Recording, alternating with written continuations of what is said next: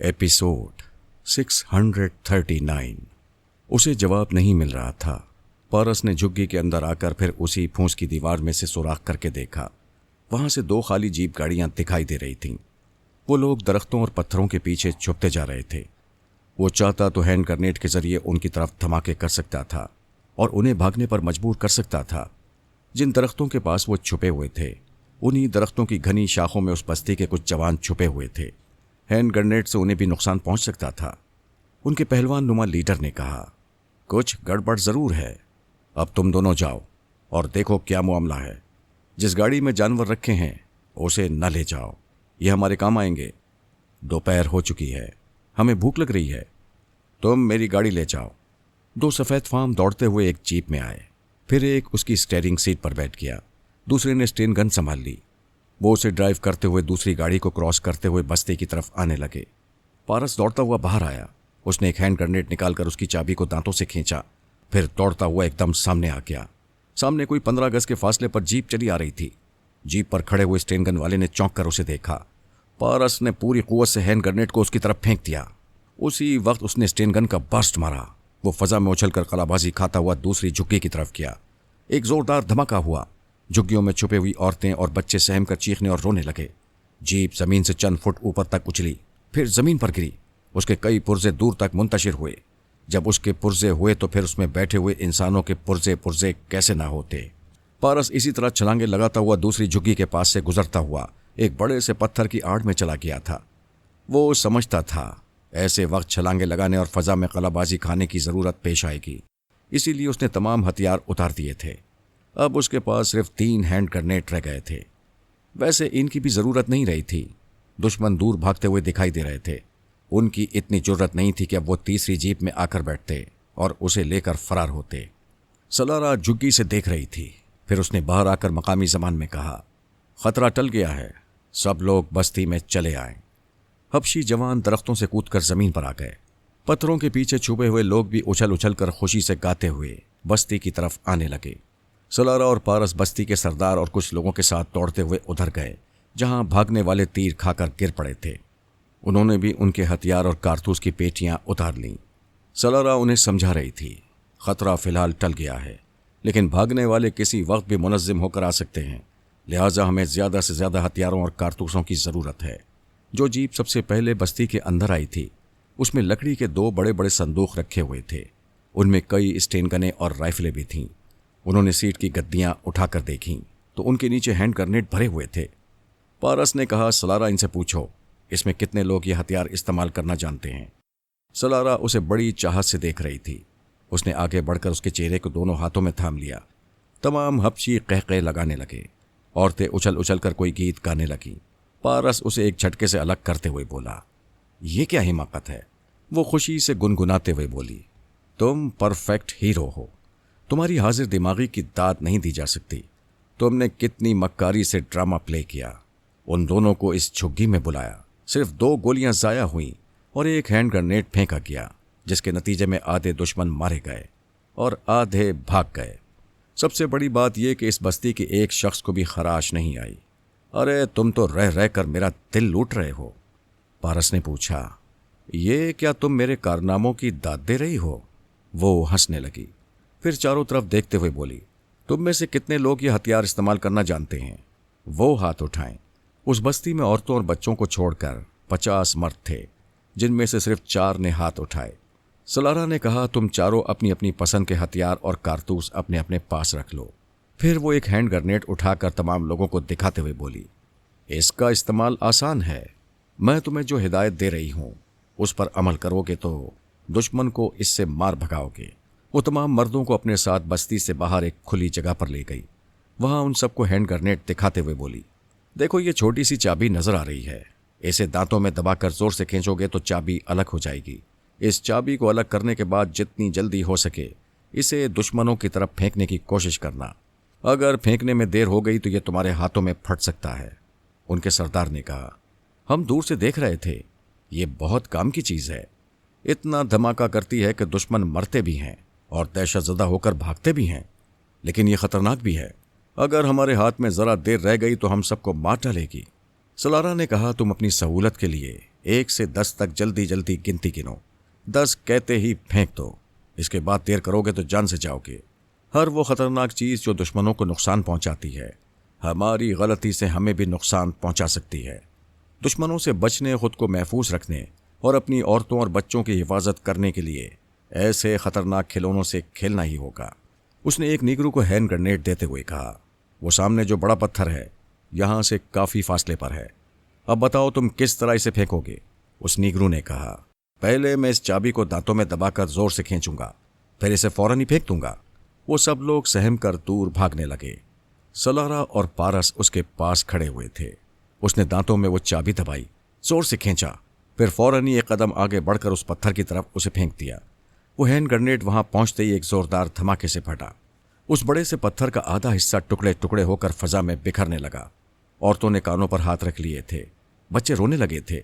Hand grenade फेंकने वाला सियाफाम फखरिया अंदाज में चारों तरफ घूम घूम कर देख रहा था। सलारा ने कहा, यह काम तुम सब कर सकते हो, जरा अकल से काम लोगे तो यह कभी तुम्हारे हाथ में नहीं फटेगा। एक निगरू ने आगे बढ़कर कहा, मुझे दो, मैं भी एक फेंकूंगा। सलारा ने कहा, अगर मैं इसी तरह सबको तजुर्बे के लिए देती रही तो ये बम खत्म हो जाएंगे, फिर दुश्मनों से मुकाबला कैसे करोगे? बस एक ही आजमाइश काफी है। वो लोग जानवरों की खालें उतार रहे थे और उसे पकाने और खाने के काबिल बना रहे थे। लकड़ियां जमा की जा रही थीं ताकि गोश्त आग में भूना जा सके। सलारा ने कहा, तुम में से 10-12 आदमियों को बस्ती के चारों तरफ पहरा देना होगा। जो हथियार इस्तेमाल करना जानते हैं वो पहरा नहीं देंगे बल्कि आराम करेंगे। खतरे के वक्त मुकाबले पर आएंगे। हम दोनों भी थके हुए हैं, हमारे लिए एक झुग्गी में सोने का इंतजाम कर दो। जब तक हम झुग्गी में रहें कोई उसके करीब ना आए। खतरे के वक्त आकर हमें इत्तला दी जा सकती है। एक झुग्गी में उनके लिए सूखी घास का बिस्तर बिछा दिया गया। वो दोनों अंदर आए। झुग्गी के दरवाजे को बंद कर दिया गया। सलारा ने कहा कि तुम पिछली रात 1 घंटे से ज्यादा नहीं सो सके, अब आराम से सो जाओ। मैं जागती रहूंगी। पिछली रात तुम्हारी भी नींद पूरी नहीं हुई थी, तुम सो जाओ, मैं जागता रहूंगा। पारस आराम से हाथ पांव फैलाकर घास के बिस्तर पर लेट गया और कहने लगा, आराम और नींद इंसान के लिए कितनी जरूरी है, और ये अभी हमारे नसीब में नहीं है।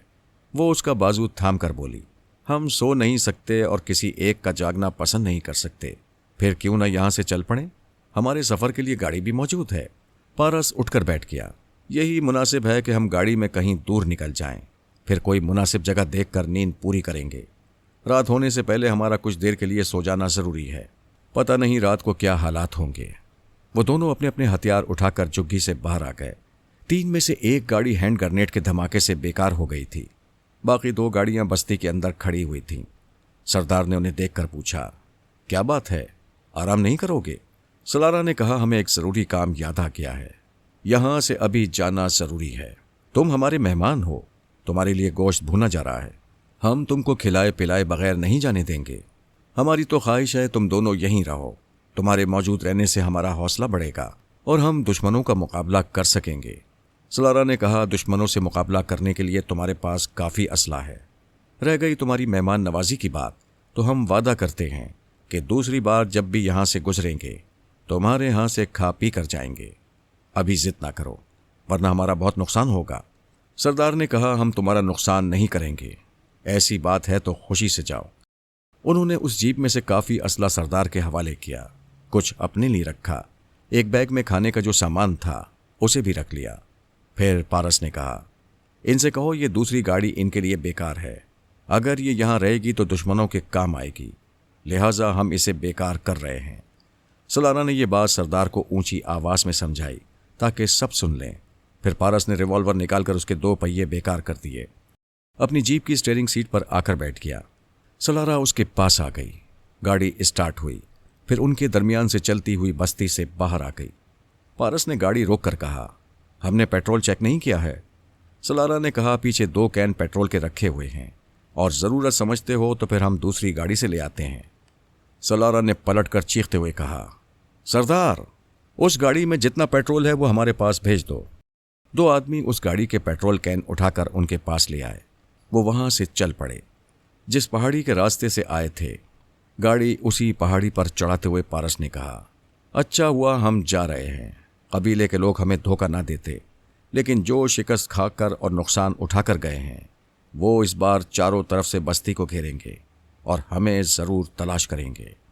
वो कहते कहते रुक गया। उसने अचानक ही सांस रोक ली थी। फिर उसने आहिस्ता आहिस्ता सांस लेते हुए खुश होकर कहा, खुदा का शुक्र है, अब मेरा दिमाग हसास हो गया है। मैं पराई सोच की लहरों को महसूस कर सकता हूँ। हेलो पापा। वो दूसरे ही लम्हे चौंक गया, क्योंकि मैं उसके दिमाग में नहीं था। जो खुशी से चीख कर कह रही थी, हाय पारस, तुम्हारी खोपड़ी में जगह मिल गई है, अब कितना मज़ा आएगा। क्या मैं तुम्हारी खोपड़ी में आ जाऊं? अच्छा, तो तुम अभी तक मेरे अंदर नहीं आई हो। भाई आर्मर समझाते हैं, किसी की इजाज़त के बगैर ना उसके मकान में जाना चाहिए, ना उसके दिमाग में। इसीलिए तो इजाज़त ले रही हूं। जल्दी बोलो ना, आ जाऊं? तुम 25 बरस की हो चुकी हो, आखिर कब अकल आएगी? मेरे दिमाग में आकर इजाज़त ले रही हो। चलो बाहर जाओ, फिर इजाज़त लेकर आओ। ओह, मैं तो भूल ही गई। मैं समझ रही थी अपने कमरे में बैठकर तुमसे इजाज़त ले रही हूं। ये ख्याल खानी की लहरें बस ऐसे ही बेलगाम होती हैं। मैं आंखें बंद करके तुम्हें तसव्वुर में देख रही हूं। तुम्हारा लबो लहजा दोहरा रही थी कि ये सोच की लहरें तुम्हारे पास पहुंच गईं। ये तो अच्छी बात नहीं है। सोच की लहरों को इजाज़त के बगैर नहीं पहुंचना चाहिए। अच्छा, मैं वापस जा रही हूं। अपने कमरे में रहकर तुमसे इजाज़त हासिल करूंगी। तुम जैसे ही बोलोगे आ जाओ, मैं आ जाऊंगी। वो वापस चली गई। पारस ने जल्दी से गाड़ी रोकी। सलारा से कहा, प्लीज़ पिछली सीट पर चली जाओ। क्या बात है? शामत आ गई है। क्या मतलब? अभी जो मेरे दिमाग में आई थी, मैंने उसे ज़रा देर के लिए टाल दिया है। अगर उसने तुम्हें देख लिया तो मुझे इस सीट पर बैठने नहीं देगी। क्या तुम उससे डरते हो? ये बहस का वक्त नहीं है, फौरन पीछे जाओ, वो आ रही होगी। वो सर झटक कर बोली, ये मेरी तौहीन है। क्या उसके कहने से तुम मुझे पीछे फेंक दोगे? ऐसी बात नहीं है। पहले मैं उससे तुम्हारा तारुफ कराऊंगा, फिर उससे इजाज़त लूंगा तो वो खुश हो जाएगी। यानी तुम उसकी इजाज़त से मुझे चाहोगे? उसके सामने चाहने का नाम भी न लेना। वो कभी बर्दाश्त नहीं करेगी कि मैं उसके सिवा किसी और को चाहूँ। मैंने उसके बारे में बहुत कुछ सुना है। अच्छी खासी जवान है और बच्चों जैसा जहन रखती है। अकल नाम को नहीं है। क्या ऐसी लड़की के साथ तुम सारी ज़िंदगी गुजार सकते हो? तुम सारी ज़िंदगी की बात करती हो। मैं उसके बगैर एक दिन भी नहीं गुजार सकता, और मैं तुम्हारे बगैर एक लम्हा भी नहीं रह सकती। मैं यहाँ से पीछे नहीं जाऊँगी। उसी वक्त जोजो की आवाज़ सुनाई थी, पारस मैं क्या करूँ? जब तुम्हारे पास से वापस गई तो कमरे में पहुँच गई। वहाँ बैठकर तुम्हें इतनी देर तक पुकारती रही। फिर मुझे अकल आ गई। भला सोच की लहर जब तक दिमाग में नहीं जाएगी, मैं इजाज़त कैसे लूँगी? पारस ने हैरानी से कहा, अरे जोजो, तुम तो बहुत अक्लमंद हो गई हो। तुमने इतनी जल्दी अकल की बात सोच ली, कमाल है। वो खुश हो रही थी। उसी वक्त सलारा ने उसके बाजू को झंझोड़ कर पूछा, तुम इतनी देर से खामोश क्यों हो? अगर तुम्हारे दिमाग में कोई बोल रहा है तो मुझे भी मालूम होना चाहिए। आखिर क्या बातें हो रही हैं? जोजो ने गुस्से से पूछा, ए पारस, ये कौन बोल रही है? कौन है तुम्हारे पास? ये सलारा है। बहुत अच्छी लड़की है। तुम्हें बहुत याद करती है। याद तुम्हें करना चाहिए। ये क्यों करती है? ये तुम्हें बहुत चाहती है। मैं जब भी तुम्हारा जिक्र करता हूँ तो खुश होकर सुनती है। कहती है जोजो से मिलने को बहुत जी चाहता है। कितनी प्यारी लड़की है। मुझसे मिलने को जी चाहता है तो इससे कहो कि मेरे पास आए। तुम्हारे पास क्या कर रही है? जोजो, यही तो मुसीबत है। ये अभी तुम्हारे पास नहीं आ सकती। हम दोनों को एक साथ तुम्हारे पास आना होगा। वो क्यों? तुम तो जानती हो तनवीमी अमल के ज़रिए किसी इंसान को कैसे मजबूर और बेबस बना दिया जाता है। हाँ, जानती हूँ। शीबा मम्मी तुम्हें भी तनवीमी अमल के ज़रिए यहाँ से ले गई थी। तुम किसी की नहीं सुनते थे। मैं आवाज़ देती थी, पापा आवाज़ देते थे, मामा आवाज़ देती थी, भाई आर्मर बुलाते थे, मगर तुम अपने दिमाग में नहीं आने देते थे। मैं बहुत मजबूर हूँ। तनवीमी अमल ऐसा ही होता है। अब देखो, एक तनवीमी अमल करने वाले ने मुझे सलारा के साथ और सलारा को मेरे साथ रहने पर मजबूर कर दिया है। हम अलग होते हैं तो पेट में दर्द होने लगता है। वो ये बातें ज़बान से भी कहता जा रहा था ताकि सलारा सुने। वो सुन रही थी और एक हाथ से सर थाम कर सोच रही थी। मैं खामखा उस बेचारी जोजो से चल रही थी। वो तो बहुत मासूम है, बिल्कुल बच्ची है। मुझे अपना रवैया बदलना चाहिए। जोजो पूछ रही थी, पारस तुम सच बोल रहे हो ना? बिल्कुल सच बोल रहा हूँ। तुम्हें यकीन नहीं है तो मैं अलग होकर दिखाता हूँ। उसने जीप रोक दी। उससे उतरकर ज़रा दूर चला गया। फिर बोला, मैं सुबह से तुम्हारा इंतज़ार कर रहा हूँ। तुम अब आई हो। मुझे क्या मालूम था कि तुम्हारे दिमाग में जगह मिल सकती है। उसकी बात पूरी होते ही अचानक पारस ने पेट पकड़कर कर्राना शुरू कर दिया। हाय, दर्द हो रहा है, हाय मैं क्या करूं। दूसरी तरफ से सलारा ने पेट पकड़कर जोर से चीख कर कहा, पारस जल्दी आ जाओ, मेरे भी पेट में दर्द हो रहा है। वो एक हाथ इनकार के अंदाज में हिलाते हुए बोला, मैं नहीं आऊंगा, मेरी जो इजाजत नहीं दे रही है। मैं पेट के दर्द से मर जाऊंगा मगर तुम्हारे करीब नहीं आऊंगा।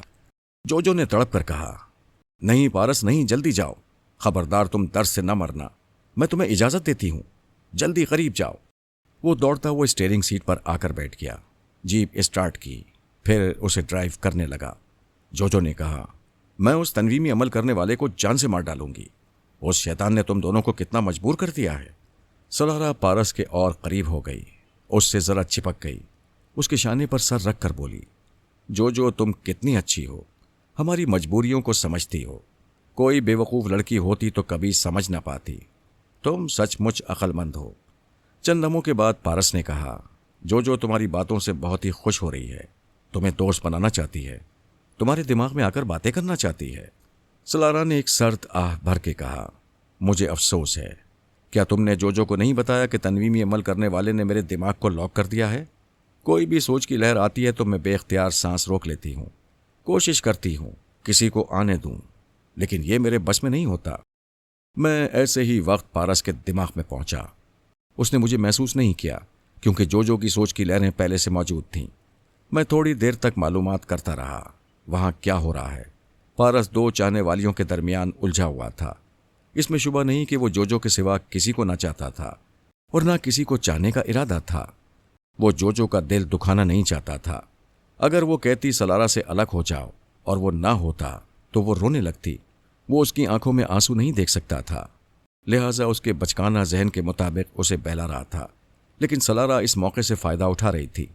पारस के चोर ख्यालात बता रहे थे कि वो उसकी हरकतों पर पेचोताप खा रहा है और जो के जाने के बाद उसे डांटने वाला है। जो उसके चोर ख्यालात पढ़ सकती थी लेकिन नादान थी। दिमाग में आते ही पारस से मिलने की खुशी में सब कुछ भूल जाती थी। रसवंती और आर्मर कई बार उसे समझा चुके थे, ख्यालखानी की तकनीक बार बार बता चुके थे, लेकिन उस लड़की को वही बातें याद रहती थीं जो पारस समझाता था और पारस उसे ये नहीं समझाता था कि वो उसके चोर ख्यालात पढ़े। मैं उसके दिमाग से निकल आया, फिर जो के दिमाग में पहुंचकर उसे मुखातिब किया, बेटी तुम कहाँ हो। वो खुश होकर बोली, पारस पापा मुझे मुखातिब कर रहे हैं, मैं अभी आती हूँ। वो अपनी जगह हाजिर होकर बोली, क्या अभी आपने मुझे देखा था। मैं पारस के पास थी, अब मुझे उसके दिमाग में जगह मिल जाती है। हम दोनों बड़ी अच्छी अच्छी बातें करते हैं, बहुत देर तक बातें करते हैं। बेटी यही तो मैं समझाने आया हूँ, उससे ज़्यादा देर बातें ना करो। वो एक घने जंगल में है, वहाँ ख़तरनाक जानवर हैं, वहशी लोग हैं, उसे वहाँ दिमागी तौर पर हाजिर रहना चाहिए। तुम उसे बातों में उलझाओगी तो दुश्मनों से कैसे मुकाबला करेगा। ये बात तो पारस ने मुझे नहीं बताई। तुम तो बहुत समझदार हो बेटी, पहले उसके दिमाग में जाते ही उसकी खैरियत पूछना चाहिए, उसके दुश्मनों के मुताल्लिक मालूमात करनी चाहिए। उसे ख्यालखानी के ज़रिए दुश्मनों को शिकस्त देने की ज़रूरत महसूस हुई तो तुम्हें खुद पेशकश करना चाहिए कि पारस तुम जब भी कहोगे मैं आकर दुश्मनों के दिमागों में जलजला पैदा कर दूंगी। इस तरह जब तुम पारस की मदद करोगी तो वो तुमसे कितना खुश होगा। वो खुश होकर ताली बजाने के अंदाज में दोनों हाथ हिलाकर बोली, हाय पापा आपने मुझे पहले नहीं समझाया, मैं अभी जाकर पारस को बताती हूँ। हाँ शाबाश, उसके पास जब भी जाओ उसके काम आया करो। फजूल बातों में वक्त ज़ाया करोगी तो उसका नुकसान होगा, और जब कोई बात ना हो तो वापस आ जाया करो, उसे तन्हा रहने दिया करो। पापा वो तन्हा नहीं है, उसके साथ सलारा है, वो दोनों मजबूर हो गए हैं। किसी तनवीमी अमल करने वाले ने दोनों को एक दूसरे से बांध रखा है। जब अलग होते हैं तो पेट में दर्द होने लगता है। अच्छी बात है, वो तनवीमी अमल करने वाला मुझे मिलेगा तो मैं उसके कान पकड़ कर कहूँगा, मियाँ सलारा को पारस से अलग करो और मेरी जो को पारस के करीब रखो ताकि ये दोनों कभी अलग ना हो। सच पापा, आप कितने अच्छे हैं। अच्छा अब तुम जाओ, मगर ज़्यादा देर तक ना रहना। मैं उसके पास से वापस आ गया। मैं नहीं चाहता था कि वो सलारा को मुस्तकिल पारस के साथ देखे। मैंने सोच लिया था आइंदा मुझे मौका मिलेगा तो सलारा को किसी तरह उससे अलग कर दूंगा ताकि मेरी जो का दिल ना दुखे। वो पारस के पास आकर बोली, मैं और ज़्यादा समझदार हो गई हूँ। अच्छा, वो कैसे। अभी पापा ने मुझे समझाया है। मुझे काम की बात करना चाहिए। तुम्हारे दुश्मनों के बारे में मालूम करना चाहिए। कौन तुम्हें परेशान करता है? मैं टेलीपैथी के जरिए उनके दिमाग में जलजले पैदा कर दूंगी। बताओ कौन है वो? वो एक नहीं सैकड़ों हैं, बल्कि हजारों हैं। यहाँ जंगल में बहुत से दुश्मन डेरे जमा रहे हैं। उनसे किसी वक्त भी सामना हो सकता है। तुम मेरे पास आधे घंटे तक आओ। हो सकता है मैं अपने किसी दुश्मन से तुम्हारी मुलाकात करा दूं। फिर वो मुलाकात उस दुश्मन को जिंदगी भर याद रहेगी। ठीक है, मैं ठीक आधे घंटे बाद आऊंगी। वो चली गई। पारस ने इत्मीनान की गहरी सांस लेकर कहा, सलारा, ये गलत बात है। तुम क्या समझती हो मैं जोजो को बेवकूफ़ बनाकर तुम्हें चिपकने का मौका दूंगा? नहीं, मैं उसे कभी इस किस्म का फरेब नहीं दे सकता। वो बहुत मासूम है। तो फिर उसे बेवकूफ़ क्यों बना रहे थे? सिर्फ इसलिए कि हम में से कोई उसकी आंखों में आंसू नहीं देख सकता। एक बात अच्छी तरह याद रखो, जब भी वो मेरे दिमाग में मौजूद हो तो ये समझ लो वो हम दोनों के सामने मौजूद है। ऐसे वक्त तुम मुझसे दूर रहो तो बेहतर है। तुम उसे ज़्यादा अहमियत देते हो। क्या ये नहीं जानते कि एक औरत अपने सामने दूसरी की अहमियत बर्दाश्त नहीं करती? यही बात तुम्हें समझना चाहिए। जब जोजो को तुम्हारी नीयत का पता चलेगा तो वो तुम्हें बर्दाश्त नहीं करेगी। वो मेरा क्या बिगाड़ लेगी? वो सिर्फ एक बार कहेगी, पारस अलग हो जाओ, और मैं तुमसे हमेशा के लिए अलग हो जाऊंगा। वो एकदम से झुंझला कर बोली, मेरी इंसल्ट कर रहे हो? तुमने पूछा था वो तुम्हारा क्या बिगाड़ लेगी। मैं तुम्हारी बात का जवाब दे रहा हूं। उसकी हर बात मेरे लिए पत्थर की लकीर बन जाती है। ऐसी बात है तो तुम उसे बेवकूफ़ क्यों बना रहे थे? क्यों मुझे अपने साथ लगाए रखना चाहते थे? तुम खुशफहमी में मुब्तला हो। मैं हालात से मजबूर हूं। तुम्हें यहां तन्हा नहीं छोड़ सकता। आखिर इंसानियत भी कोई चीज़ है। मैं तुम्हारे भाई से तुम्हें छीन कर लाया हूं। तुम्हें वापस पहुंचाना मेरा फ़र्ज़ है। तो फिर देर क्यों कर रहे हो? सूरज को देखो और शुमाल की समत चलते जाओ। हम आज नहीं तो कल ज़रूर काले तक पहुंच जाएंगे। मैं तुम्हें ऐसे नहीं पहुंचाऊंगा। फिर कैसे पहुंचाओगे? पापा से पूछूंगा। शायद वो तुम्हें पहुंचाने के सिलसिले में तुम्हारे भाई से कुछ शराइत मनवाना चाहते हो। जब तक जो तुम्हारे पास नहीं आई थी तुम मुझसे बड़ी लगावट का इजहार कर रहे थे, मेरे साथ हंस बोल रहे थे। पिछली रात तुमने लॉन्च में कहा था अगर तुम्हारे पापा वहां पहुंच जाएं तो तुम उनके जरिए भाई तक मुझे पहुंचा दोगे। बेशक मैंने कहा था, यही बात अब भी कह रहा हूं, लेकिन तुमने शराइत मनवाने वाली बात नहीं की थी। ये शराइत मनवाने वाली बात मेरे पापा से ताल्लुक़ रखती है। भला मैं कैसे कह सकता हूं? अरे वाह, कह भी रहे हो और इनकार भी करते जा रहे हो। मैंने तुमसे कोई शर्त नहीं मनवाई है और ना ही तुम्हारे भाई से मनवाना चाहता हूं। तुम मेरी बात समझो। मैं अपने बुजुर्गों की बात कर रहा हूं। मैं सारी जिंदगी तुम्हें दोस्त रखना चाहती हूं, मगर तुम दुश्मनों की तरफ बात कर रहे हो। क्या ऐसी सूरत नहीं हो सकती कि किसी भी शर्त के बगैर तुम मुझे किले में पहुंचा दो? क्या किसी शर्त के बगैर तुम बहन भाइयों ने मेरे बाप के पास पहुंचा दिया था? पिछली बातें भूल जाओ। हम जो बात आज करते हैं या जो काम आज करते हैं उसका असर आइंदा ज़रूर होता है। मसलन तुम लोगों ने एक ट्रांसफार्मर मशीन बना ली है। अब यहाँ आने वाले तमाम दुश्मनों से कहोगी कि माजी में जो कुछ हो चुका उसे भूल जाओ, ट्रांसफार्मर मशीन की बातें ख़त्म कर दो। तो क्या ये बात मानने वाली होगी? क्या दुश्मन अपने अपने घर वापस चले जाएंगे? तुम ट्रांसफार्मर मशीन की बात ना करो। मैं अपने दुश्मनों से निमट लूंगी। अपनी बात करो। चलो अपनी ही बात करता हूँ। ये जो कुछ हो रहा है इसकी इब्तिदा तुम लोगों से हुई। न मुझे अगवा करते न इतनी बात बढ़ती। तुम बहन भाइयों ने इतनी जहानत और मेहनत से वो मशीन तैयार की और कितनी हिमाकत से ये राज खोल दिया कि वो मशीन तुम्हारे पास है। तुम लोगों का ख्याल था कि कोई यहाँ नहीं पहुँच सकेगा और टेलीपैथी जानने वालों को यहाँ तक पहुँचाने के लिए मुझे कैदी बनाया गया। अब खुद ही देख लो, तुम लोगों ने जो कुछ किया उसका नतीजा आज सामने आ रहा है। तुम कहाँ की कहाँ ले जाते हो? मेरी बात करो तो मेरे लिए क्या कर सकते हो? तुम कल से देख रही हो मैं तुम्हारे लिए जान की बाजी लगाता आ रहा हूँ। कोई इससे ज़्यादा क्या कर सकता है? कौन किसके लिए जान देता है? तुम मुझे दिलो जान से चाहते हो, इसीलिए तो जान पर खेल रहे थे। तुम मेरे लिए क्या कर सकती हो? किसी वक्त भी आजमा कर देख लो। ठीक है, मैं किसी भी शर्त के बगैर तुम्हें किले में पहुंचा दूंगा। अगर तुम मुझे दिलो जान से चाहती हो तो ये बता दो वो ट्रांसफार्मर मशीन कहाँ है? तुम पूछकर क्या करोगे? मेरे पापा वो मशीन किसी के पास नहीं रहने देंगे। हम उसे तबाह कर देंगे या फिर बाबा साहब के इदारे में ले जाएंगे। क्या मोहब्बत इसी को कहते हैं? हमने इतनी मेहनत से वो मशीन तैयार की और तुम मेरी मोहब्बत आजमाने के लिए उसे तबाह करना चाहते हो? मैं तुम्हें इसका फ़ायदा भी पहुंचाऊंगा। वो कैसे? वो ट्रांसफार्मर मशीन हमारे हाथ आ जाएगी तो तुम्हारे दिमाग में टेलीपैथी का इल्म मुंतकिल किया जाएगा। मैं कैसे यकीन करूं? वो शख्स कभी झूठ नहीं बोलता जो दूसरों के लिए जान पर खेलता है। वो सोचने लगी, ये एक नाकाबिल इनकार हकीकत है। जो जांबाज होते हैं वो मौत से नहीं डरते, दुनिया में किसी से नहीं डरते, और जब किसी से नहीं डरते तो हमेशा सच बोलते हैं और सच्चे और खरे काम करते हैं। पारस ने पूछा, क्या सोच रही हो? क्या फैसला कर रही हो? मैं सोच रही हूं क्या टेलीपैथी के जरिए नफ्सियात का इल्म भी तुम्हारे दिमाग में ठूंस दिया गया है? क्या मतलब? तुम इंसानों की नफ्सियाती कमजोरी को समझते हो। तुमने ये सोच लिया कि जब मेरा इतना बड़ा फायदा होगा और मैं टेलीपैथी जैसा इल्म हासिल कर लूंगी तो जरूर तुम्हारे फैसले से इत्तेफाक करूंगी। इसमें शुबा नहीं कि तुमने बेहतरीन ऑफर दी है, इसमें मेरा फायदा ही फायदा है। लेकिन इस फैसले में थोड़ी सी और लचक पैदा कर लो। तुमने जिस मोहब्बत से मुझे टेलीपैथी सिखाने का वादा किया है, उसी मोहब्बत से मेरे भाई को भी ये इल्म सिखा दो। अगर तुम्हारे पापा राजी हो जाएं तो हम वो ट्रांसफार्मर मशीन तुम्हारे हवाले कर देंगे। मैं साफ और सीधी बात करता हूं, तुम्हारे सिवा किसी को ये इल्म सिखाने का वादा नहीं कर सकता। मेरे पापा तुम्हारे किसी भाई को ये मौका नहीं देंगे। क्या तुम्हारे कहने से वो मुझे ये मौका देंगे? हाँ, इसकी दो वजूहात हैं। पहली तो ये कि तुम मुझे दिलो जान से चाहती हो, कभी धोखा नहीं दोगी। दूसरी वजह यह कि पापा ट्रांसफार्मर मशीन के जरिए तुम्हें टेलीपैथी जरूर सिखाएंगे, लेकिन तुम्हारी एक सलाहियत खत्म कर देंगे। वो चौंक कर बोली, कौन सी सलाहियत? यही कि टेलीपैथी का इल्म सीखने के बाद तुम्हारे दिमाग को ज्यादा हसास नहीं रहने दिया जाएगा। इसी मशीन के जरिए दिमाग को जरा कमजोर बनाया जाएगा ताकि तुम कभी सांस न रोक सको और पापा वगैरह को दिमाग में आने से मना न कर सको। नहीं, यही तो मेरी सबसे बड़ी शहजोरी है कि मेरा दिमाग हसास है।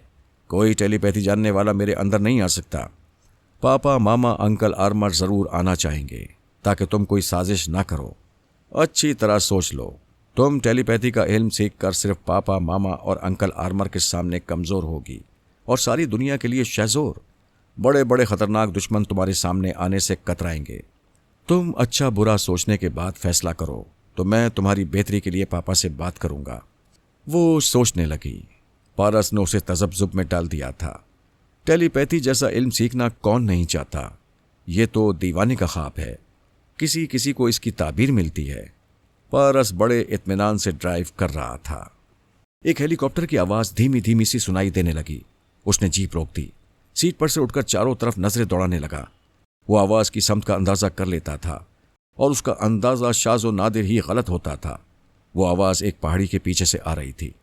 वो सीट पर बैठ गया, जीप स्टार्ट की, फिर तेजी से ड्राइव करने लगा। हेलीकॉप्टर की आवाज करीब आती जा रही थी और वो दरख्तों के झुंड तक पहुंचने की हर मुमकिन कोशिश कर रहा था। कोई जरूरी नहीं है कि हर कोशिश कामयाब हो जाए। वो हेलीकॉप्टर वालों की नजरों में आ गए थे। दरख्तों के झुंड तक पहुंचने से पहले ही वो उनके अतराफ चक्कर काट रहा था। परवाज नीची हो रही थी। पारस आखिरी दरख्तों के झुंड तक पहुंच ही गया, लेकिन देर हो चुकी थी। अगर आने वाले दुश्मन थे तो वो सर पर आ पहुंचे थे। हेलीकॉप्टर जमीन पर उतर चुका था। पारस तेजी से ड्राइव करता हुआ घने दरख्तों के दरमियान से गुजरता हुआ जरा दूर निकल गया था। फिर उसने जीप रोक दी। सलारा ने पूछा, रुक क्यों गए? जल्दी निकल चलो।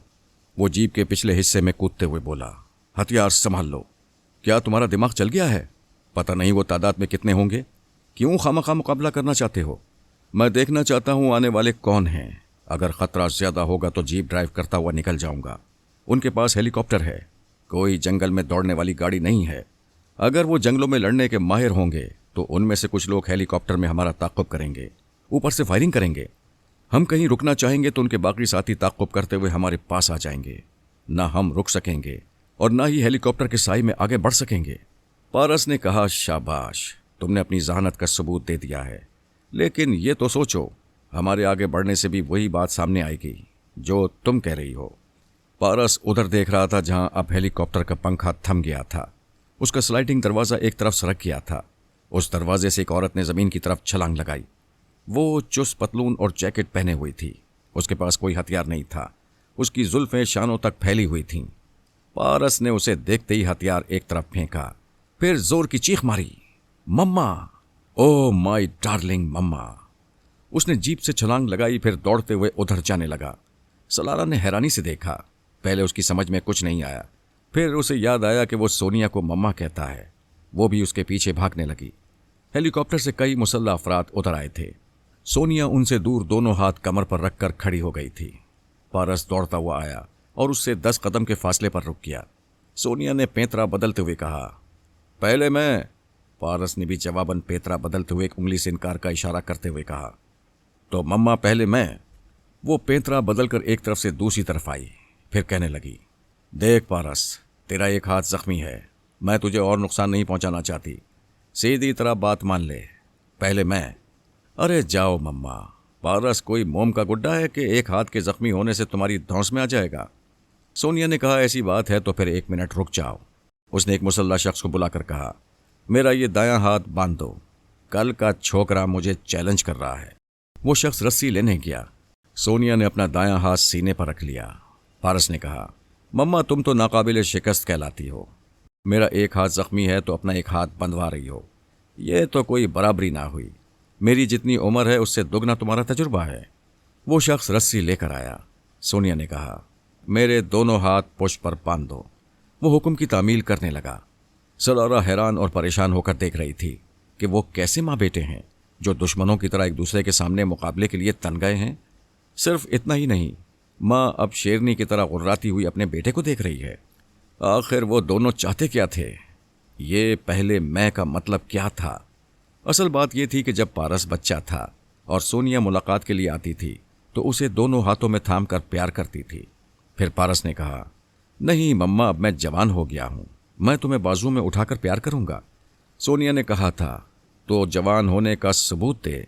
मुझे बाजुओं में उठा सकता है तो उठा, वरना मैं तुझे जबरन बाजुओं में लेकर प्यार करूंगी। पारस ने कहा था, अब इतना आसान नहीं है, मैं तुम्हारे हाथ नहीं आऊंगा। सोच ले, बुरी तरह जख्मी हो जाएगा। बचपन से आप ही के हाथों में जख्म खाता आ रहा हूं और जख्म देने का हुनर भी सीख रहा हूं। बहरहाल इस अरसे में उन माँ बेटे की 3 बार मुलाकात हुई थी। 3 बार पारस ने शिकस्त खाई थी और हर शिकस्त के बाद कहा था, मम्मा कोई बात नहीं, मैं आपसे सीखता जा रहा हूं, अगली मुलाकात में बाजी पलट दूंगा।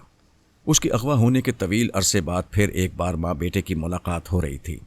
माँ की जिद थी कि वो उसे बाजुओं में उठाकर प्यार करेगी और बेटे की जिद थी कि वो बच्चा नहीं रहा, भरपूर जवान है और अपनी माँ को बाजुओं में उठा सकता है। लिहाजा आज चौथी बार उसे फिर सोनिया के सामने अपने जवान होने का सबूत पेश करना था। वो दोनों एक दूसरे की आंखों में आंखें डाले पैंतरे बदल रहे थे। अचानक सोनिया हमला करने के अंदाज में आगे बढ़ी। पारस अच्छी तरह समझ गया था मम्मा कैसे धोखा दिया करती हैं। वाकई उसने धोखा दिया था। हमला करने के बजाय अचानक फजा में उछलकर कलाबाजी खाई थी और उसके सर पर से गुजरकर पीछे चली गई थी ताकि पीछे से आकर उसे प्यार कर ले। जैसे ही वो सर पर से गुजरकर पीछे आई, पारस ने यकबारगी उल्टी छलांग लगाई। उसके ऊपर से गुजरता हुआ पीछे पहुंच गया, लेकिन वो भी उसे जकड़ न सका। अचानक ही सोनिया ने पलटकर उसके सीने पर सर की टक्कर मारी, जैसे जानवर सींग मार रहा हो। उसके हाथ बंधे हुए थे, वो हाथ इस्तेमाल नहीं कर सकती थी। पारस टक्कर खाकर पीछे गया, फिर उसने घूमकर एक लात मारी। सोनिया उछलकर जरा पीछे गई। उसने फिर घूमकर दूसरी लात मारी। सोनिया ने इस बार उसकी टांग में अपनी टांग फंसाई और दूसरी तरफ घुमाकर फेंक दिया। वो जहां गिरा वो जगह नशेबी थी, लिहाजा लुढ़कता हुआ जरा दूर चला गया। वो हंसते हुए बोली, बेटा, औलाद चाहे पहाड़ से ऊंची हो जाए मगर माँ के सामने बच्चा ही होती है। थक गए हो तो कहो, मैं हाथ खोलूंगी, फिर तुम्हें बाजू में उठाकर चूम लूंगी। वो नशेबी हिस्से में दौड़ता हुआ आया, फिर पैर दर पे उसे कराटे के हाथ मारने लगा, लेकिन एक हाथ भी उस पर नहीं पड़ रहा था। वो उछल उछल कर कभी इधर आ रही थी, कभी उधर, कभी पीछे हट रही थी और कभी कलाबाजी खाकर दूर जा रही थी और दोनों पांव पर खड़ी हो जाती थी। पारस ने फिर आगे बढ़कर हमला किया। इस बार वो जमीन पर गिरी, चारों शाने चित हुई, फिर लेटे ही लेटे घूमकर उसकी टांग पर टांग मारी। पारस के कदम उखड़ गए।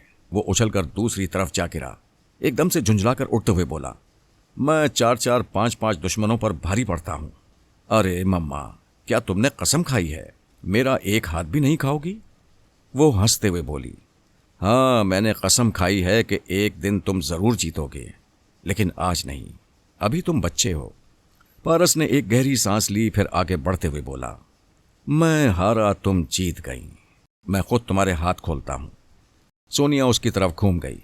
उसने करीब आकर उसके हाथ खोले। जैसे ही हाथ खुला, उसने बाजुओं में उठाना चाहा। सोनिया फिसल कर नीचे गई, फिर उलटकर उसके मुंह पर लात मारी। वो लड़खड़ाकर पीछे चला गया। वो उछलकर खड़ी हुई, फिर कहने लगी, देख लो, तुम्हारी मक्कारी के बावजूद मैंने अपने हाथ इस्तेमाल नहीं किए, हालांकि ये खुल चुके हैं। ओ माई ग्रेट मम्मा, मैंने सोचा था जिस तरह लोहा लोहे को काटता है, उसी तरह मक्कार बनकर मैं भी अपनी बैनुल अक़वामी शोहरत याफ्ता मक्कार माँ को शिकस्त दे सकता हूँ, मगर तुम तो किसी तरह काबू में आती ही नहीं हो।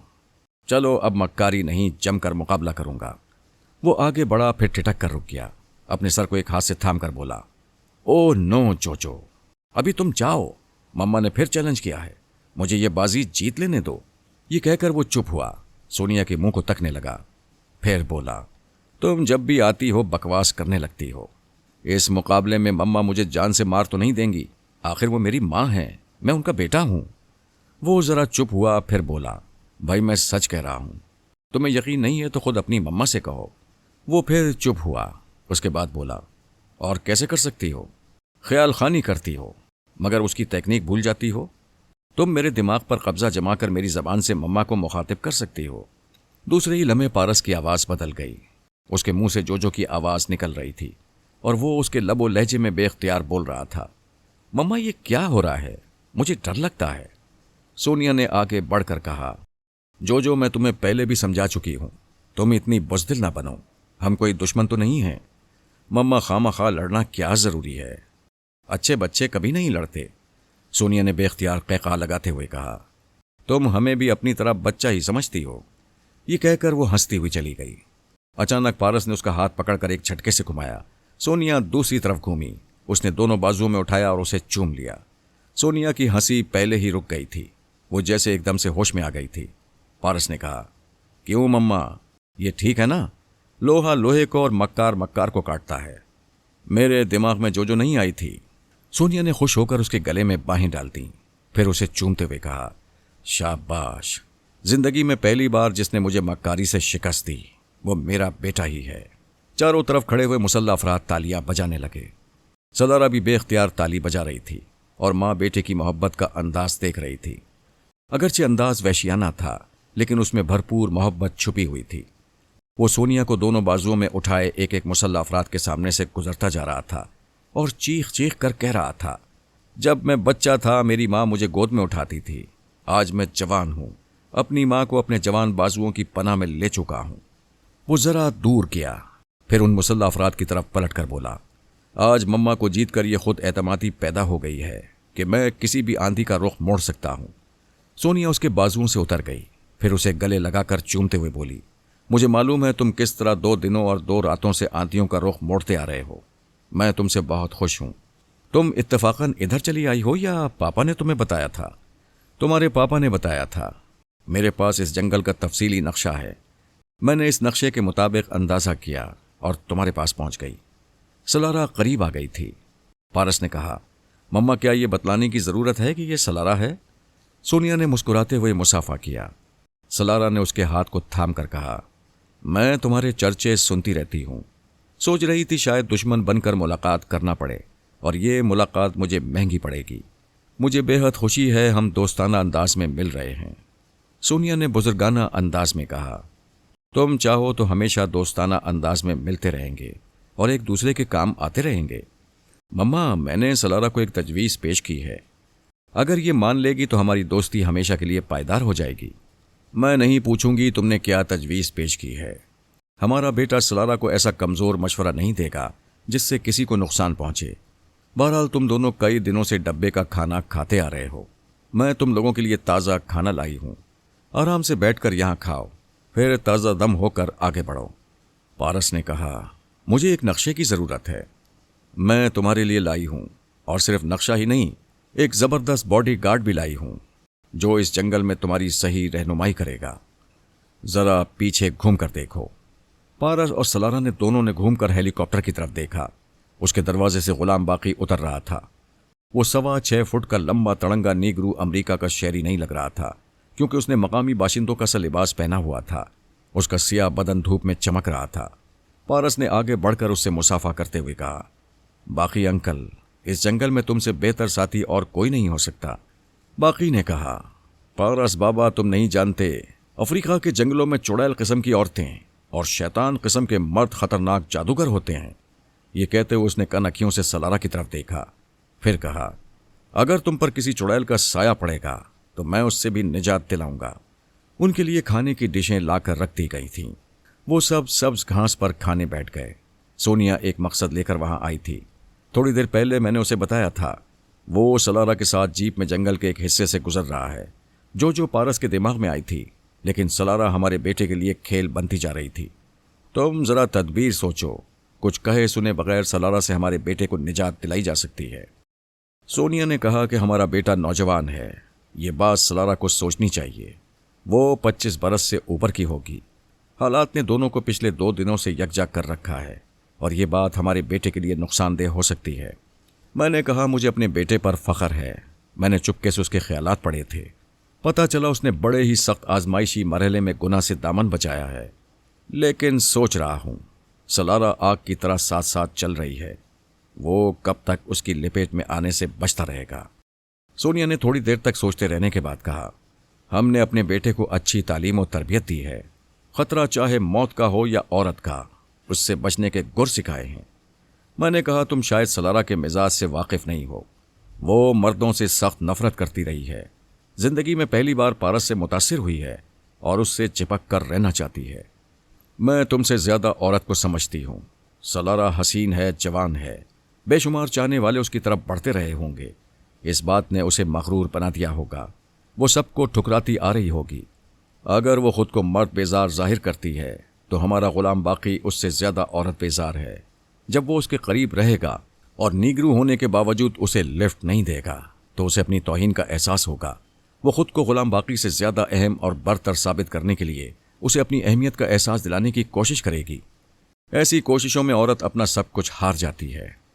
ठीक है, मैं ये मामला तुम पर छोड़ता हूं। तुम सलारा की पटरी बदल दो। सोनिया ने खूब सोच समझकर गुलाम बाकी का इंतखाब किया था। पहले भी अमेरिका की मलका हुसैन मौरीना उस पर मर मिटी थी। ये इस बात का सबूत था कि उसमें मर्दाना कशिश कूट कूट कर भरी हुई थी। गोरी औरतें सिर्फ उसके काले रंग से हिचकिचाती थीं, लेकिन उसे एक बार नजर उठाकर जरूर देखती थीं और तन्हाई में बार बार सोचती जरूर थीं। सोनिया ने उसे अच्छी तरह समझा दिया था कि वो पारस और सलारा के दरमियान रहकर किस किस्म का ड्रामा प्ले करेगा और किस तरह सलारा के जज्बात की आंधी का रुख अपनी तरफ मोड़ लेगा। गुलाम बाकी ने कहा, मादाम आप तो जानती हैं, मुझे औरतों से सख्त नफरत है, मगर अपने पारस बाबा को चुड़ैलों से बचाने के लिए मैं सब कुछ कर सकता हूं और ये जरूर करूंगा। यूं भी पारस को जंगल में गुलाम बाकी से बेहतर गाइड और कोई ना मिलता। खाने के दौरान सोनिया ने कहा, सलारा, पारस ने कोई तजवीज़ पेश की है। मैं नहीं जानती वो तजवीज़ क्या है। क्या तुम बताना पसंद करोगी? सलारा ने कहा, यह पारस का मशवरा है। मैं अपने दिमाग के दरवाजे पापा, मामा और आर्मर के लिए खोल दूंगी। वो लोग मेरे दिमाग में रहकर मालूम करेंगे कि भाई जॉर्ज ने वो मशीन कहाँ छुपा रखी है। अगर मशीन आप लोगों को हासिल हो गई तो पारस का वादा है कि मेरे दिमाग में टेलीपैथी का इल्म मुंतकिल किया जाएगा। पारस ने तुम्हारे और हमारे दरमियान दोस्ती को मजबूत करने के लिए बहुत मुनासिब वादा किया है। मैं तुम्हें यकीन दिलाती हूँ, ये वादा हर हाल में पूरा होगा। ये बताओ, तुमने क्या फैसला किया है? मैं तजब्जुब में हूँ। तुम लोगों के दरमियान रहकर ऐसा लगता है जैसे अपनी फैमिली में हूँ।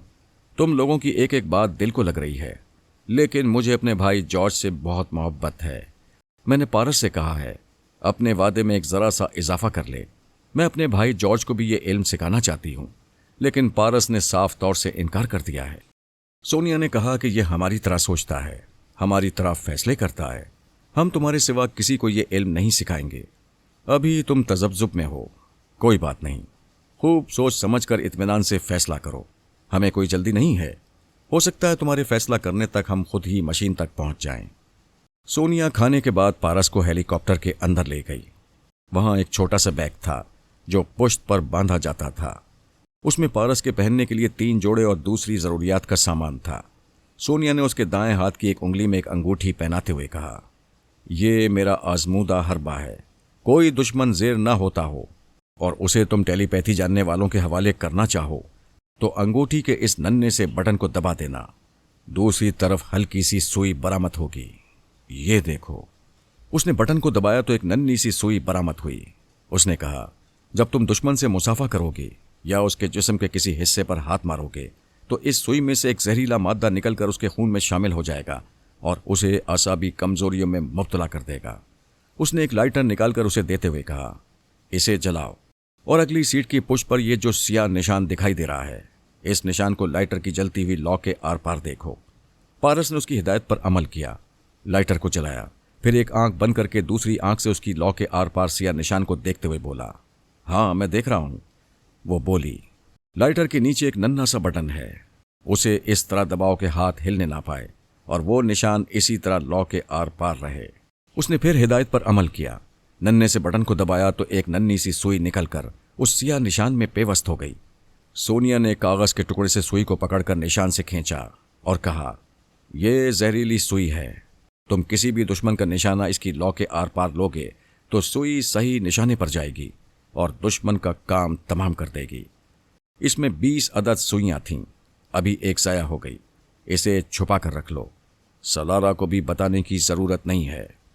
सोनिया ने उस जहरीली सुई को हेलीकॉप्टर के बाहर फेंक दिया, फिर आहिस्ता आहिस्ता कहने लगी, बेटे तुमने बड़ी जवामर्दी से पारसाई से काम लिया, सलारा तुम्हें बहकाने में नाकाम रही है, हम तुमसे बहुत खुश हैं, लेकिन सलारा का रुख बदलने के लिए मैंने गुलाम बाकी को तुम्हारे दरमियान पहुंचा दिया है। वो जो भी करे उस पर एतराज़ न करना, बल्कि उसे नज़रअंदाज करते रहना। मैं आपके इरादों को अच्छी तरह समझ गया हूं, आप वही कर रही हैं जो मैं चाहता हूं। वो दोनों हेलीकॉप्टर से बाहर आए। गुलाम बाकी ने अपना मुख्तसर सा सामान उठाया। सोनिया ने सलारा से मुसाफा करते हुए कहा, पारस की तजवीज़ पर गौर करो और दोस्ताना फैसला करो। ओके सो फार। सोनिया अपने मुसल्लह साथियों के साथ हेलीकॉप्टर में जाकर बैठ गई। पारस, सलारा और गुलाम बाकी दरख्तों के झुंड में चले गए। वहां से हाथ हिलाकर सोनिया को अलविदा कहा। हेलीकॉप्टर वहां से परवास करता हुआ चला गया। गुलाम बाकी दूर खड़ी हुई जीप की तरफ जाने लगा। सलारा उससे कुछ फासला रखकर पारस के साथ चली जा रही थी और आहिस्तगी से कह रही थी, क्या तुम अपनी मम्मा से ये नहीं कह सकते थे कि तुम्हें किसी गाइड की जरूरत नहीं है? ये काला खामखा हमारे दरमियान दीवार बनकर रहेगा। मोहब्बत करने वाले दीवार पर चढ़कर भी मोहब्बत कर लेते हैं। मजाक ना करो, मुझे इसके बारे में कुछ बताओ। मैं किसी अजनबी के साथ नहीं रह सकती। ये अमरीकी बाशिंदा है, हमसे बहुत मोहब्बत करता है, इसलिए हमारे साथ रहता है। बहुत ही खतरनाक फाइटर है, इसके फौलादी जिस्म पर दुश्मनों का हमला ज्यादा असर नहीं करता। वो तीनों जीप के पास पहुंच गए। गुलाम बाकी स्टीयरिंग सीट संभालते हुए बोला, पारस बाबा आप मेरे पास आकर बैठ जाएं। सलारा ने नागवारी से पूछा, तो क्या मैं पीछे बैठूंगी? पारस ने कहा, अंकल मैं सलारा के साथ पीछे बैठ जाता हूं। हरगिज नहीं, मैं तुम्हारा अंकल हूं, ड्राइवर नहीं हूं। पारस ने तायद में सर हिलाकर कहा, बेशक आपका ड्राइवर की तरह आगे बैठना मुनासिब नहीं है। मैं ड्राइव करूंगी, पारस तुम मेरे साथ बैठोगे। गुलाम बाकी ने सख्त लहजे में कहा, मादाम ने मुझे पारस बाबा का गाइड और बॉडीगार्ड बनाकर यहां छोड़ा है, मैं किसी की ड्राइविंग पर भरोसा नहीं करूंगा, खुद ड्राइव करूंगा। अंकल बात बढ़ाने से कोई फायदा नहीं होगा। अगर सलारा पीछे बैठी और दुश्मनों ने अचानक ही पीछे से हमला कर दिया तो यह हमारे लिए शर्म की बात होगी। लिहाजा एक मर्द को ड्राइविंग सीट पर और दूसरे मर्द को पिछली सीट पर बैठना चाहिए। चूंकि तुम ड्राइवर नहीं हो इसलिए तुम्हारे साथ भी किसी का बैठना जरूरी है। सलारा तुम अंकल के साथ बैठ जाओ। इससे पहले कि वो इनकार करती, गुलाम बाकी ने हिकारत से कहा, पारस बाबा तुम जानते हो मुझे औरतों से नफरत है। सलारा ने गुस्से से कहा, अरे तुम क्या नफरत करोगे, कभी अपनी सूरत आईने में देखी है? औरतें तुमसे नफरत करती होंगी। गुलाम बाकी ने कहका लगाते हुए कहा, पारस बाबा शहर पहुंचकर इसे वो पुराने अमरीकी रिसाले दिखा देना जिनमें मिस अमरीका गुलाम बाकी के इश्क की दास्तान शाया हो चुकी है। उन रिसालों को पढ़कर इस मगरूर औरत को एहसास होगा कि वो तो मिस अमरीका थी, ये मिस अफ्रीका भी नहीं है। वो घूंसा दिखाकर बोली, मैं तुम्हारा मुंह तोड़ दूंगी। मेरा मुंह अपनी जगह रहेगा, तुम्हारा हाथ टूट जाएगा। वो झुंझलाकर जीप की पिछली सीट पर आई, फिर बोली, दुश्मन अगर पीछे से हमला करते हैं तो करने दो, मैं किसी काले के साथ बैठना अपनी तौहीन समझती हूं। पारस अगली सीट पर आ गया। गुलाम बाकी ने गाड़ी स्टार्ट की, फिर जानबूझकर ऐसे ऊंचे नीचे रास्ते से गुजरने लगा कि पिछली सीट पर बैठी हुई सलारा कई फुट ऊपर उछलकर फिर सीट पर आती थी और चीखें मारने लगती थी। पारस इससे कहो गाड़ी हमवार रास्ते पर चलाए या आहिस्ता चलाए। पारस ने कहा, प्लीज अंकल, गाड़ी जरा सहूलत से ड्राइव करें। बरखुरदार ये गोरी चमड़ी वाली कौम कुछ समझ में नहीं आती, साथ बैठने में तौहीन होती है। इतनी सी बात समझ में नहीं आती कि पीछे कोई मुलाजमा या कोई गैर अहम औरत बैठती है। यू शट अप, मैं पीछे नहीं बैठूंगी। उसने जीप रोक दी। पारस पिछली सीट पर आते हुए बोला, आगे आ जाओ और झगड़ा ना करो। वो अगली सीट पर आकर बैठ गई। बाकी ने फिर गाड़ी स्टार्ट की। अब वो ऐसी जगह से गुजर रहा था जहां एक तरफ गाड़ी का झुकाव होता था, जिसके नतीजे में सलारा झुककर उस पर आ जाती थी। ऐसे वक्त वो बार बार उसके जिस्म की सख्ती को महसूस करती रही। उसने सोचा एतराज़ करे, लेकिन वो कुछ कह ना सकी। ये सोचकर खामोश हो गई कि ये ईंट बोलेगी तो वो पत्थर सुनाएगा। उसने कहा, पारस बाबा, मुझे खामोशी अच्छी लगती है, अब इंशाल्लाह धचके नहीं लगेंगे। पारस नक्शा देखकर कह रहा था, ये जंगल तो शैतान की आंत की तरह फैला हुआ है। अब ये कैसे समझा जाए कि हम जंगल के किस हिस्से में हैं? सलारा ने जल्दी से कहा, मैं बता सकती हूँ, तुम्हारे पास आ जाऊं? पारस बाबा, नक्शा लपेट कर रख दो। हम कहीं आराम करने के लिए रुकेंगे तो मैं तुम्हें सब कुछ समझा दूंगा। सलारा ने पूछा, अगर मैं पारस के पास जाकर समझा दूं तो तुम्हें क्या एतराज़ है? मुझे फिर एहसास होगा कि मैं अगली सीट पर बैठा ड्राइवर हूं। साफ क्यों नहीं कहते कि तुम्हारी नीयत खराब हो रही है? बाकी ने गाड़ी को एक ऐसी जगह से गुजारा कि वो उस पर आ गिरी। वो बोला, बार बार पके हुए फल की तरह मुझ पर गिर रही हो और मेरी नीयत को इल्ज़ाम दे रही हो। वो झुंझुला कर बोली, तुम जानबूझकर ऐसा कर रहे हो। गाड़ी रोको, मैं पैदल जाऊंगी। अब वो एक दरिया के किनारे ड्राइव कर रहा था। उसने गाड़ी रोक दी। पारस ने कहा, मैं ज़रा इन झाड़ियों के पीछे से आता हूँ, फिर गुस्ल करके लिबास तब्दील करूंगा। सलारा ने कहा, मैंने तुम्हारी मम्मा से अपने लिए एक जोड़ा मांग लिया था, मैं भी गुस्ल करके लिबास तब्दील करूंगी। पारस झाड़ियों के पीछे चला गया। गुलाम बाकी दरिया के किनारे एक पत्थर पर बैठ गया। सलारा जीप से टेक लगाए खड़ी हुई थी, पारस का इंतजार कर रही थी। बेख्याली में गुलाम बाकी के पत्थर जैसे सियाह जिस्म को देख रही थी और सोच रही थी, क्या वाकई ये गोश्त पोस्ट का इंसान है? थोड़ी देर बाद वो चौंक गई। पानी में धप से किसी के गिरने की आवाज़ सुनाई दी थी। फिर उसे पारस तैरता हुआ नजर आया।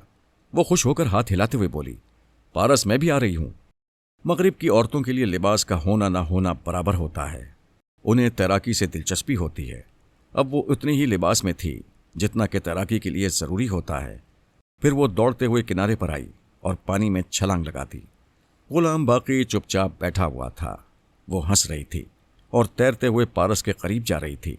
वो डुबकी लगाकर उससे ज़रा दूर पानी से उभर आया। वो पलट कर बोली, मुझसे दूर क्यों चले गए? अंकल सामने बैठे हैं, भला हम करीब कैसे आ सकते हैं?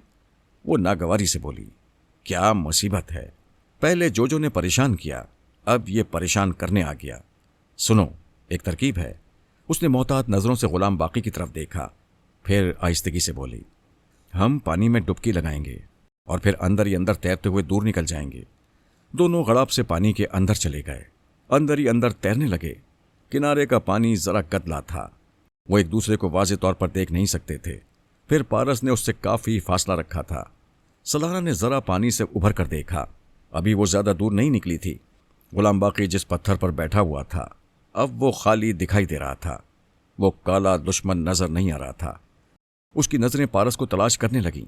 वो शायद अभी तक पानी के अंदर ही अंदर तैर रहा था। वो भी डुबकी लगाकर अंदर चली गई। अचानक वो तैरते हुए घबरा गई। किसी ने उसकी टांग पकड़ ली थी। उसने घूमकर देखना चाहा। टांग पकड़ने वाला भी तैरता हुआ उसके पीछे चला गया। वो नजर नहीं आया। सलारा जल्दी से दोनों हाथ मारते हुए पानी से उभरी, फिर चीख कर बोली, पारस, ये क्या शरारत है? मेरी टांग छोड़ दो। उसने टांग छोड़ दी, मगर उसे कमर से पकड़ लिया। तब सलारा को महसूस हुआ ये पारस की गिरफ्त नहीं है। उसे गिरफ्तार करने वाला बिल्कुल पत्थर ही पत्थर लग रहा था।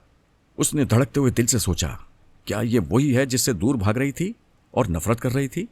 फिर उन्हें फायर की आवाज़ ने चौंका दिया। गुलाम बाकी हड़बड़ा कर पानी से निकला।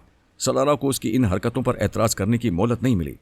दरिया के किनारे काले गुरीले लोगों की फौज नजर आ रही थी। जंगल के इस हिस्से में आबाद रहने वाले कबीले के लोग तीर कमान और नेज़ों के साथ दिखाई दे रहे थे, और जो गोरी चमड़े वाले थे उनके हाथों में राइफलें, रिवॉल्वर और स्टेन गनें थीं। उनके दरमियान एक गोरी औरत उनके काले सरदार से लगी खड़ी थी। एक राइफल वाले ने डपट कर पूछा, कौन हो तुम लोग? किस पार्टी से ताल्लुक़ रखते हो? गुलाम बाकी खामोश था और तेज नजरों से वहां खड़े हुए तमाम लोगों का जायजा ले रहा था। एक शख्स ने उसके करीब ही पानी में स्टेन गन का एक बर्स्ट मारा। तड़ातड़ की आवाज के साथ वो गोलियां पानी में बेबस होती गईं और छींटे उड़ाती हुई एक तरफ से दूसरी तरफ चली गईं। सलारा चीख मारकर गुलाम बाकी के बाजुओं में छुप गई। उसने पूछा, क्या अब मुझसे नफरत नहीं हो रही? वो कुछ न बोली। साहिल पर खड़े हुए एक गोरे ने हुक्म दिया, हमारे 5 गिनते तक इधर आ जाना, वरना हर तरफ से गोलियों की बौछार होगी। गुलाम बाकी ने हाथ उठाकर कहा, गिनने की जरूरत नहीं है, हम आ रहे हैं। वो दोनों पानी में संभल कर आगे बढ़ने लगे। सलारा ने इधर उधर दूर तक देखते हुए पूछा, पारस कहाँ है? गुलाम बाकी ने धीमी सरगोशी में डांट कर कहा, उसका नाम ना लो। इन लोगों को मालूम नहीं होना चाहिए कि हमारे साथ कोई तीसरा भी था। अगर पारस होता तो मुझे यहां से बचा कर ले जाता। मैं उसी पारस को बचाने के लिए गिरफ्तारी पेश कर रहा हूं। मैं ज्यादा से ज्यादा इन्हें यहां उलझाए रखने की कोशिश करूंगा ताकि वो कहीं दूर निकल जाए। बस अब उसका नाम ना लेना। यह तो कोई बात ना हुई, उसे बचाने की खातिर मुझे कुर्बानी के लिए पेश कर रहे हो। अगर किसी तीसरे का जिक्र करके तुम खुद को बचा सकती हो तो बचा लो। वो घुटने घुटने पानी तक आ गए। फिर गुलाम बाकी ने वहीं रुककर मकामी जबान में सरदार से कहा, मैं मोजंगा कबीले के सरदार का बेटा हूं। क्या तुम लोग मुझे कैदी बनाकर मेरे कबीले से दुश्मनी मोल लेना पसंद करोगे? सरदार परेशान नजर आने लगा। एक सियाफाम जो पतलून और बुशर्ट पहने हुए था, उसने रिवॉल्वर से गुलाम बाकी का निशाना लेते हुए कहा, अब इस कबीले का सरदार तुम्हारे कबीले की धौंस में नहीं आएगा। हमारे साहब लोगों ने इसे 20 राइफलें, 5 रिवॉल्वर और 2 स्टेन गनें दी हैं। इस जंगल का कोई तीसरा कबीला हमारे सरदार का मुकाबला नहीं कर सकेगा। तुम बातें न बनाओ, पानी से बाहर आ जाओ।